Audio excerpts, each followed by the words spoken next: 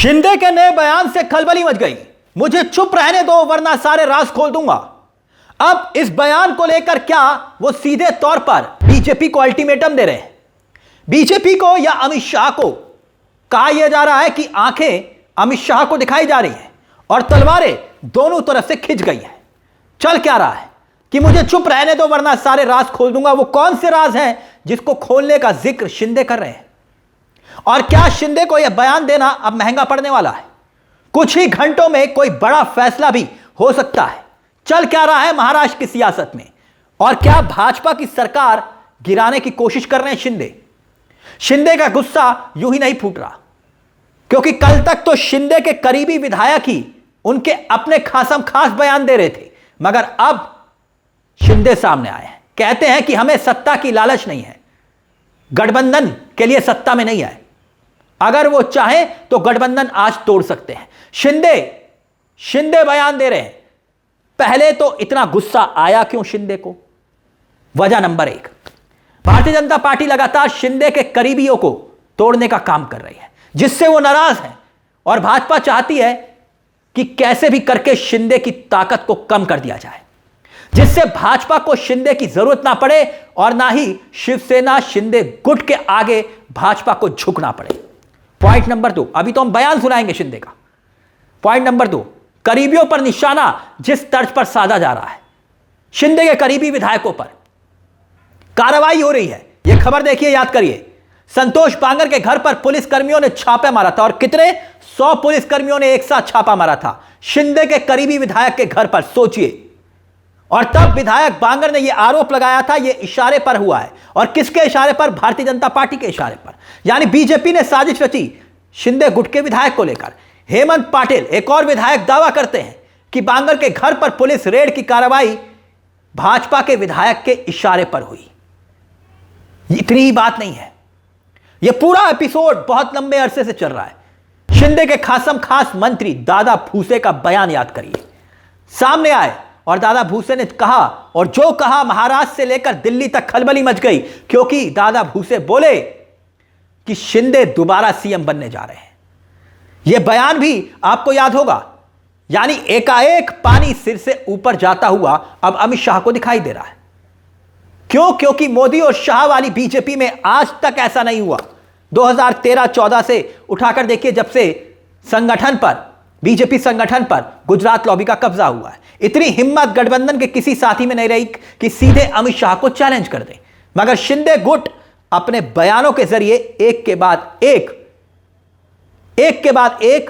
संकेत दे रहा है, चैलेंज दे रहा है। अब यह खबर देखिए, क्योंकि बात यहीं खत्म नहीं हो रही। खबर क्या है? हेडलाइंस आपके सामने। शिंदे गुट के विधायक ने लिए थे 50-50 करोड़। महाराष्ट्र में बीजेपी एमएलए ने लगाया सनसनीखेज आरोप। कौन आरोप लगा रहा है? और खुल्लम खुल्ला आरोप लगा रहा है कि 50-50 खोखे में डील हुई थी।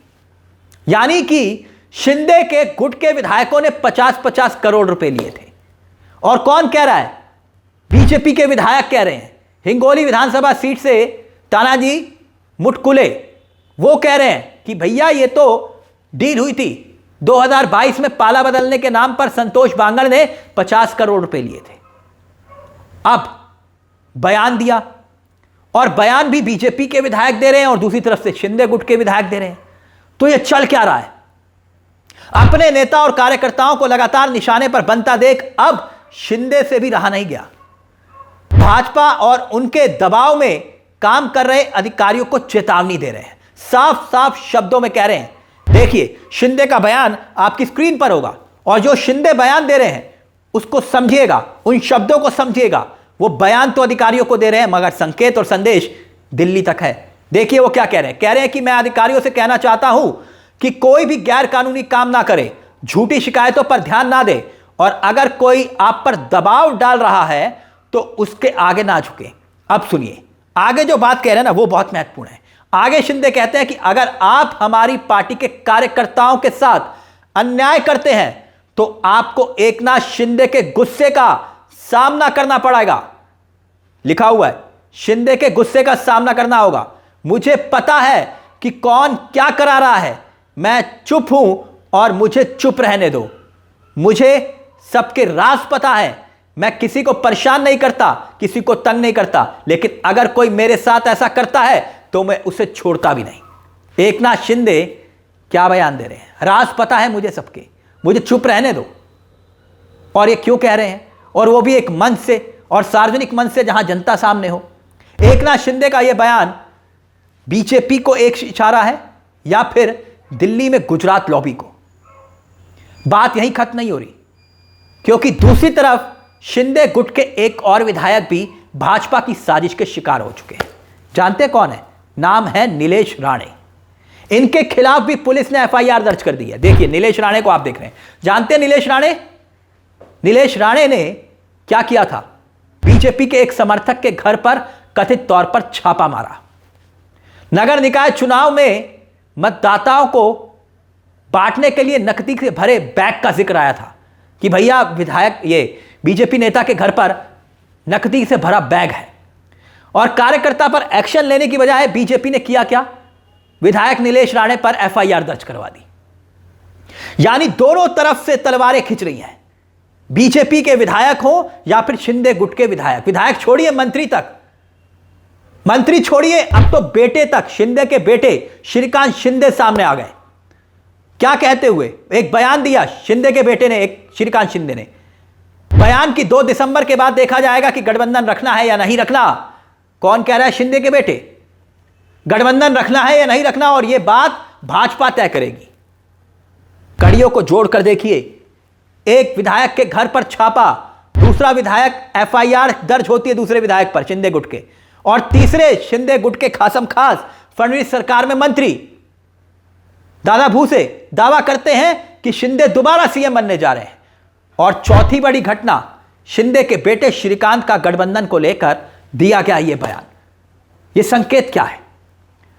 यह तो सब जग जाहिर हो चुका है। एकनाथ शिंदे और देवेंद्र फडणवीस के बीच में जो हालात, जो बयानबाजी कल तक दिखाई दे रही थी, सुनाई दे रही थी, अब बात उससे आगे निकल चुकी है।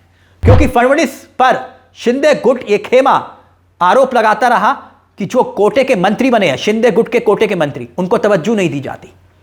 शिंदे गुट के विधायकों के क्षेत्र में फंड नहीं दिए जाते। नाराजगी अमित शाह के दरबार तक पहुंची। शिंदे ने बंद कमरे में सारी बात खुलकर कह दी शाह को। लेकिन अब लगता है कि शिंदे को यह समझ आ रहा है कि यह सब कुछ कहीं अमित शाह के इशारे पर तो नहीं हो रहा। शिवसेना शिंदे गुट के नेताओं को तोड़ने का काम खुद शाह के इशारे पर तो नहीं हो रहा। तभी तो एकनाथ शिंदे एकाएक इस तरह के बयान दे रहे हैं। कल तक विधायक लामबंद हुए थे और अब शिंदे खुद और उनके करीबियों पर इस तरह के छापे पड़ना और करीबी नेताओं का आक्रामक तेवर दिखाना। शिंदे खुद अब इस तरह की खबरें तक उड़ रही हैं कि एनसीपी शरद पवार के गुट और कांग्रेस के करीबी हो रहे हैं शिंदे। क्या वाकई में ऐसा है क्या? खैर, महाराष्ट्र की सियासत में कब क्या हो जाए ये कोई नहीं जानता। जब रात के अंधेरे में सरकारें बनती और बिगड़ती हो और आरोप 50-50 खोखे तक आ जाए और खुद डिप्टी सीएम बोले कि मेरी जुबान मत खुलवाओ, मुझे चुप रहने दो वरना सारे राज खोल दूंगा, तो वो कौन से राज हैं जिसे खोलने का जिक्र शिंदे खुद कर रहे हैं? इस मुद्दे को लेकर आपकी क्या राय है? आपको क्या लगता है कि महाराष्ट्र में क्या होने वाला है? अपनी राय हमें कमेंट बॉक्स में जरूर बताइएगा। मुझे तिलक चावला को दीजिए इजाजत। एक छोटी सी दरख्वास्त, चैनल को सब्सक्राइब जरूर कर लीजिएगा। यह मंच आपका है जहां हम सिर्फ खबर नहीं दिखाते बल्कि खबर के पीछे की खबर भी बताते हैं। नमस्कार, जय हिंद, जय भारत।